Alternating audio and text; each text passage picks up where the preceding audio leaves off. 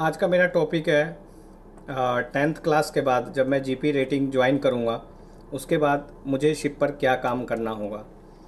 क्योंकि मैंने पहले की वीडियो में बताया था कि जीपी रेटिंग 10th के बाद आप ज्वाइन कर सकते हैं, उसके लिए बेसिक क्वालिफ़िकेशंस वगैरह बताई थी और कहाँ से जीपी रेटिंग करना है इसके बारे में भी बताया था, जहाँ से आपके जॉब लगने के काफ़ी चांसेस होते हैं। पर वो ज्वाइन करने से पहले आप ये वीडियो देख लीजिए। मतलब ये जस्ट फॉर एजुकेशनल पर्पज़ मैं इसलिए बना रहा हूँ, जस्ट फॉर ट्रेनिंग पर्पज़।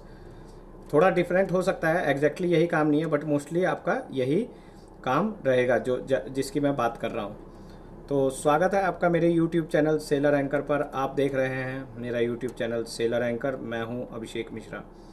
तो आज मैं आपको बताता हूँ कि as a sailor, as a 10th class के बाद आप आपका बेसिक काम क्या होगा और आपका प्रमोशन किस तरीके से होगा और किस रैंक पे प्रमोशन होगा और उस रैंक पे आपका काम क्या होगा।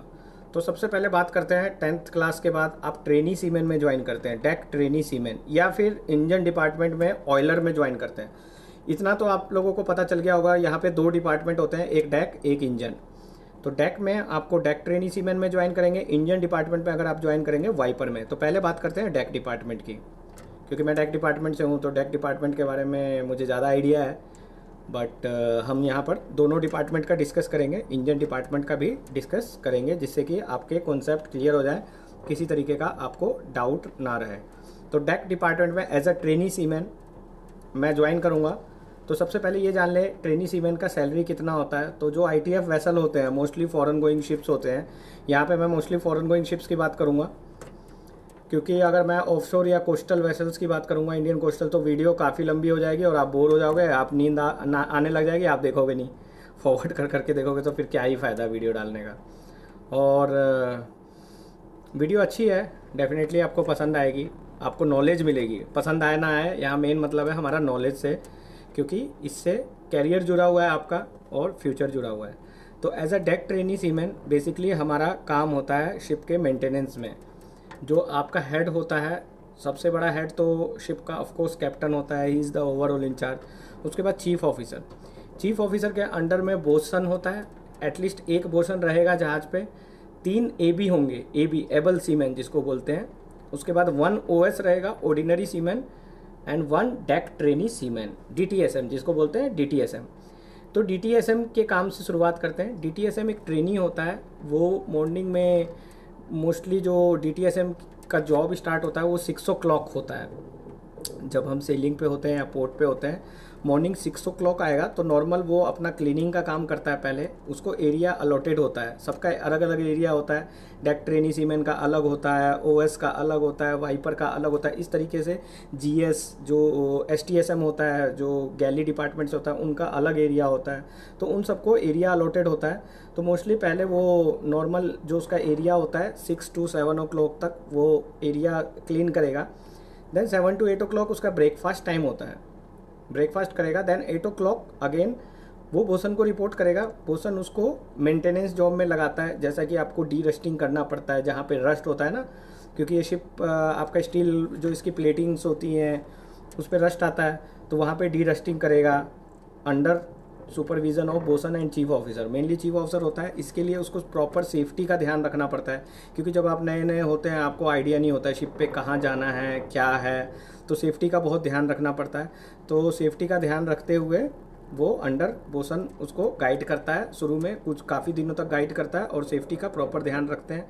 रेस्ट आवर का ध्यान रखते हैं। वो टाइम चला गया पहले कि हाँ कंटिन्यू काम कर रहा है, नहीं, अभी एक रेस्ट आवर नाम की चीज़ है जो आपने देखा होगा MLC के अंडर में, ये रेस्ट आवर होता है। तो रेस्ट आवर का ध्यान रखना बहुत इम्पोर्टेंट है। वो रेस्ट आवर का रेगुलेशंस के लिए मैं अलग से आप लोगों को बता दूंगा। तो इस तरीके से फिर उसका बेसिकली वही 8 o'clock के बाद देन 10 o'clock तक फिर वो करेगा, मेंटेनेंस करेगा। 10 to 10:30 T time, 10:30 to 12 o'clock again D rusting, wire brushing, greasing, because यही स्टेज है लर्निंग की जहाँ पे आप सीख सकते हो, क्योंकि अभी आप ट्रेनी में आए हो। उसके बाद फिर आपको खुद करना पड़ता है। उसके बाद then 12 to 1 lunch time, 1 to 3 again work, and 3 to 3:30 tea time, 3:30 से 5 o'clock तक नॉर्मल ड्यूटी, फिर से डेट्स ऑल। ये तो डेक ट्रेनी सीमेन का बता दिया। उसके बाद ओएस का प्रमोशन हो जाता है, उसका 1 शिफ्ट करेगा। 1 शिफ्ट डेक DTSM में करने के बाद, वॉच कीपिंग निकालने के बाद ओएस में प्रमोशन हो जाता है, ऑर्डिनरी सीमैन। तो यहाँ पे आपकी सैलरी बढ़ जाएगी, आपको 1200 to 1300 या 1400 डिपेंड करता है किस कंपनी में हो। ओएस में आप ज्वाइन करोगे। ओएस में भी बेसिकली DTSM की तरह ही जो काम वहाँ है वो ही मोस्टली यहाँ पे करने पड़ते हैं। और एडिशनल अगर आप बल्क कैरियर पे हो तो आपको होल्ड क्लीनिंग का पैसा, वो जो कि पहले बताया था OT का पैसा, वो यहाँ पे मिलना चालू हो जाता है। तो इसमें आप ओएस में as a trainee seaman bridge पे जा सकते हैं, ड्यूटी ऑफिसर की वॉच में, वहाँ पे स्टीयरिंग वगैरह सीख सकते हैं, ब्रिज इक्विपमेंट सीख सकते हैं। क्योंकि अगर आपके 36 मंथ कंप्लीट हो जाते हैं तो आप ऑफिसर का भी एग्ज़ाम दे सकते हो, अगर आपके अंदर इंटरेस्टेड है पढ़ने में, आप अंदर से आपकी क्यूरियोसिटी है, वो आपके ऊपर डिपेंड करता है। अदरवाइज़ आप AB में तो OS या AB बन के तो रहोगे ही। फिर OS के बाद आप OS में 2 या 3 शिफ्ट करने के बाद एबल सीमैन में प्रमोशन हो जाता है। अब एबल सीमैन का क्या ड्यूटी होता है, उसका भी मोस्टली मेंटेनेंस का काम होता है, पर यहाँ पे वो नेविगेशन वॉच भी रखता है। अभी जैसे suppose date 8 to 12 third officer की वॉच होती है, तो उसके साथ एबल सीमैन की ड्यूटी लगी रहेगी। तो 3 एबल सीमैन होते हैं, एक 8 to 12 रहेगा, एक 12 to 4 रहेगा और एक 4 to 8 रहेगा। 8 to 12 थर्ड ऑफिसर के साथ रहेगा, 12 to 4 सेकेंड ऑफिसर के साथ एंड 4 to 8 चीफ ऑफिसर के साथ। तो यहाँ पे एबल सीमैन का काम होता है, उनको स्टीयरिंग करनी पड़ती है, समटाइम पायलटेज में स्टीयरिंग करनी पड़ेगी। सिंगापुर स्टेट जा रहे हैं, बर्थिंग या अनबर्थिंग के लिए जा रहे हैं, एंकरेज के लिए जा रहे हैं, तो वहाँ पे स्टीयरिंग आना बहुत ज़रूरी है। तो जब आप DTSM या OS रैंक में होते हैं, इस रैंक में स्टीयरिंग जब आप सीख लोगे, स्टीयरिंग टेस्ट पास कर लोगे, आपका अप्राइजल रिपोर्ट में आपको रिकमेंडेशन मिल जाएगा, तो कंपनी आपको एबल सीमैन में प्रमोशन दे देती है। यहाँ पे सैलरी आपकी $1400 के आसपास होती है, फॉरेन गोइंग शिप्स उसकी बात कर रहा हूँ। एंड फिर इसके बाद काफ़ी दिन एबल सीमैन में करने के बाद, 5-6 कॉन्ट्रैक्ट करने के बाद आप बोसन बन जाते हो। वो पूरे डेक क्रू का हेड होता है, पूरा डिपार्टमेंट होता है, तो उसमें आप बोसन में सेल कर सकते हो। या आपके पास 2 टर्न है, प्लान A, या तो आप बोसन बन जाओ, प्लान B आप ऑफिसर का एग्ज़ाम दे सकते हो, इंडिया से भी दे सकते हो, UK से भी, आपके ऊपर है। UK में जाओगे तो 15 से 16 लाख रुपए का आपका खर्चा होगा, इंडिया से मुश्किल से 2 से 3 लाख रुपए खर्चा होगा। इंडिया से पैटर्न थोड़ा टफ है, पहले आपको NCV करके फिर फॉरेन गोइंग करना पड़ेगा।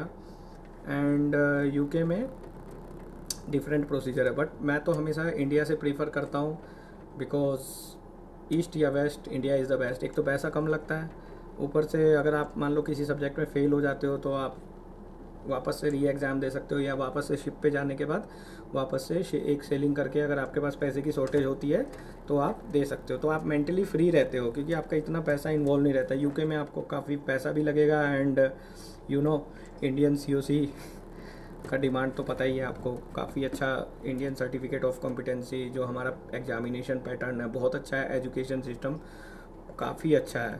तो ये मैंने मोटा मोटी आप लोगों को बेसिकली बता दिया है कि क्रू में आपका क्या काम होता है। इसके अलावा मैं जो नेक्स्ट वीडियो लाऊंगा, काफ़ी सारी कंपनियों ने स्पॉन्सरशिप के फॉर्म निकाले हैं, जो मरीन इंजीनियरिंग, 7 आइलैंड, उन सब का लिंक भी है। मैं नेक्स्ट वीडियो लाऊंगा, वहाँ पे लिंक भी सबका डाल दूंगा। तो गाइज़ अपना फीडबैक ज़रूर देते रहना, वीडियो कैसी लगी। एंड इंजन साइड से सेम इसी तरीके से वाइपर से ऑयलर में प्रमोशन होता है, सैलरी सेम होती है। वाइपर की जो DTSM की सैलरी होती है और ऑयलर की जो सैलरी होती है वो सेम AB के इक्विवेलेंट होती है। तो ऑयलर का काम इंजन रूम में रहता है, वो इंजन रूम में काम करते हैं इंजन डिपार्टमेंट से। तो होपफुली वीडियो पसंद आई होगी। मिलेंगे नेक्स्ट टाइम दोस्तों, बाय।